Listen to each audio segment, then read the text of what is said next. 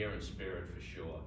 And you know, everyone here, you know, you had your own personal relationship, you know, with Gert, Mom. You know, that was special, right? And it was with every individual person. So she was just a classic salt of the earth type person. So she'd be really happy that we're all here tonight celebrating her. So thank you, everybody. Yeah.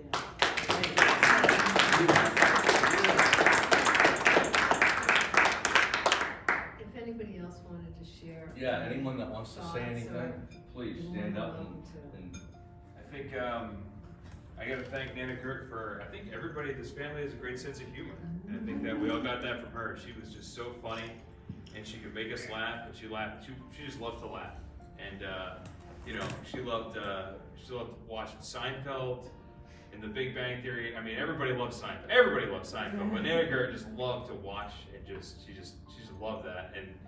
And every one of us, or well, not all of us, but myself not included, but so many of us have such a great sense of humor, and she really, I think that was our inheritance from her, really. You know, so her good attitude. So, you know, thank you, Nana, and yeah, she was great.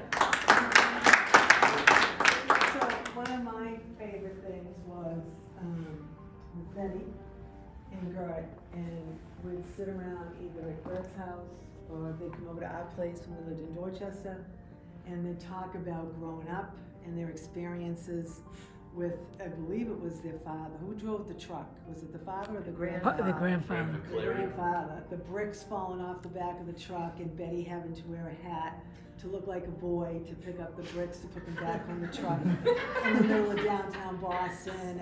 And just listening to the two of them tell these phenomenal stories about growing up during all that time, and I just loved that so much with the two of them. It was awesome. That was awesome. Nice.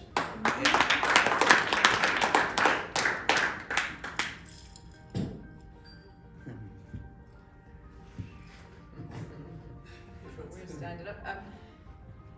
I can't say enough how much I enjoyed coming over and spending time with Nana Gert, especially after moving to London. We had these traditions where, like, we'd fly in sometimes at stupid o'clock in the evening and would arrive. It would always go to Nana's and have deviled eggs and Irish whiskey, not Scotch. She was very clear about that. She was very clear.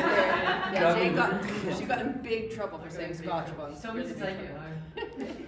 And we always ended the trip by either going to Legal Seafood or, you know, to one of her favorite seafood restaurants. But she and Uncle Kevin, who's not here with us either, sadly, actually made me feel more included and more happy than I could have ever thought I could be in my whole life. They were so inclusive, and Nana welcomed everyone into this family. You know, she made us all feel very welcome, no matter who we were, and really celebrated our individuality. So that has really been such a huge part of my life and really made me who I am today. So I feel so grateful to her for that. I think I can't top what anybody has said, but we all loved her dearly. So if we could all raise a glass and cheers to Nana Gert, Jerk, Mom. Cheers, Nana Gert. We love you and we miss you dearly. Cheers, guys. Cheers. Cheers.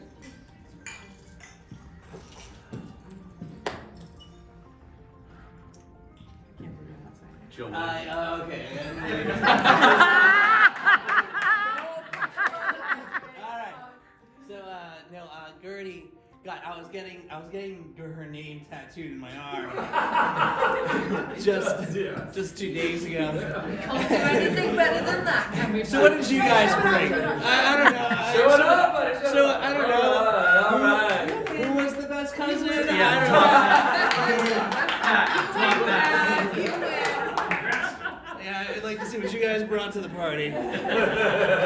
But but no, you know, when I was sitting down there getting stabbed, like, I couldn't help but to think of walking down the bottom of Grand Canyon with her when I was 7, Danny was 4, and Gertie was there, and when we were bowling alley, like, we terrorized the bowling alley. And Gertie was there, and Gertie was just laughing her ass off the whole time. She was in stitches the whole time.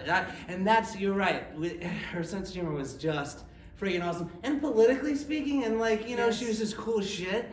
And every time like I talked to her, I knew it was one of those things where I'd look at the clock and I was like, oh my gosh, like an hour and a half has just gone by, and it just went just like nothing.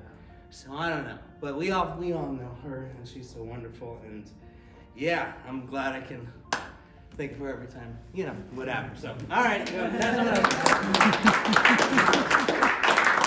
Every cousin's supposed to do it too. Okay, so the one thing I would throw out there is I had a great relationship with her where she wrote a lot of letters to me because I live so far away. So I got a lot of letters and a lot of even like looking at that letter that Vivi had, like I was just like kind of getting emotional about like handwriting. I was just like looking at it and like remembering those letters. And the one thing I do remember, and I don't know if anyone else got it all the time too, but she would constantly say, "Be good to each other."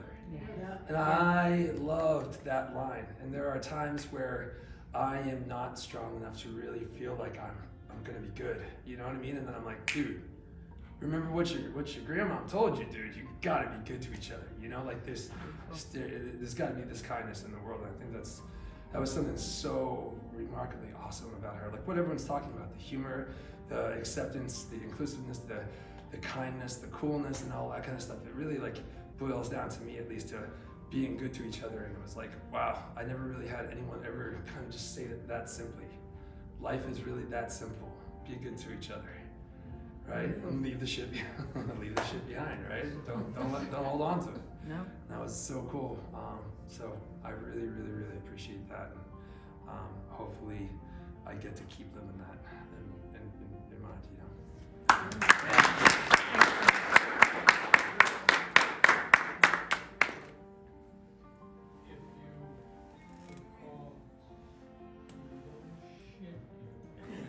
You knew that you were in the inner circle.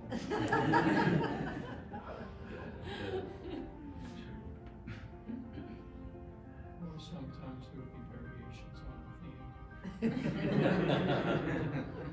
Well, you were the gold. Yes. Danny was always the gold. Yeah, we were gonna leave that alone, but apparently.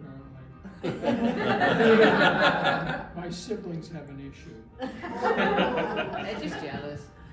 I was always number 5 on the I phone was gonna say dial. Matt was number 1, right? The phone dial always comes up. Oh, that's funny. I thought you forced yourself into number 1. No, I got tricked. no. No, I thought it was Matt, wasn't it Matt? It was Matt. Yeah. No, he was number 1 on the phone. Or I don't know, maybe it was Gertie. I don't know. No, I wasn't for Being her. crazy about it.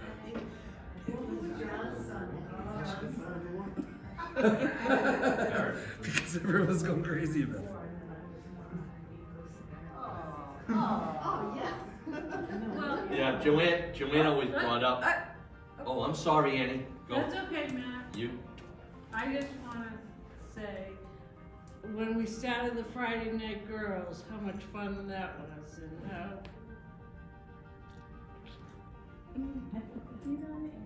It meant so much, yeah. It meant so much to all of us. It kept you all connected. And when I wasn't there, you guys were always there for me. Yeah, it meant a lot.